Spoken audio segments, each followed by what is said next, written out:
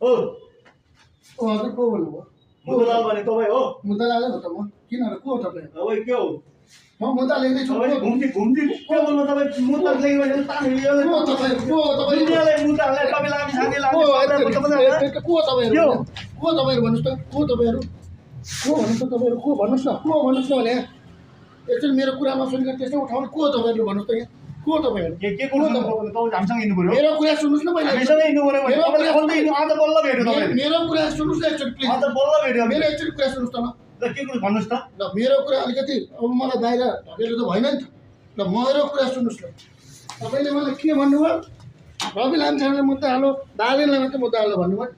केपी ओलीको चाहिँ तपाईँको विरुद्धमा भुटानी शरणार्थी पक्राउनु मुद्दा हाल्ने म, प्रचण्डको क्यान्टोनमेन्ट घोटालामा मुद्दा हाल्ने म, देउबालाई तपाईँ वाइट बडीमा मुद्दा हाल्ने म, अहिले रमेश लेखक सहित केपी ओलीलाई जेनजी प्रकरणमा मुद्दा हाल्ने म।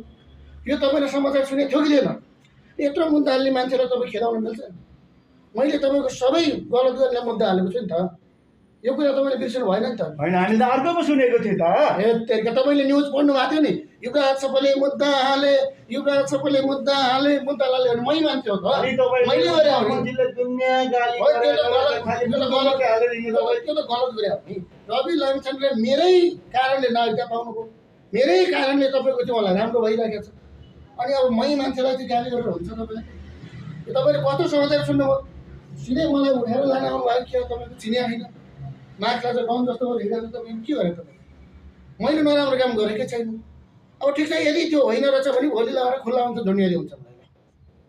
ल तपाईँ एकचोटि हेर्नुहोस्, होइन रहेछ भने म गलत रहेछ खुल्ला भन्छ, झुन्डियाइदिनुहोस् मलाई। म झुन्डिन तयार छु, म डराउँदिनँ। त्यसपछि तपाईँले कुरो त यो पो हो।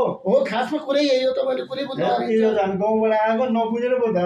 कसले पठाएर आएको त तपाईँ? हामी त कसले होइन आफै आएको, हामी आफै आएको। ल उसो भए तपाईँहरूलाई मैले चाहिँ भन्छु, युवराज सफल अन्यायको विरुद्धमा बोल्छ, न्यायको पक्षमा बोल्छ। अन्यायको त जहिले विरोध गर्छ है त। हस् हजुर, हामी लागेको छ। हस् ल नमस्कार।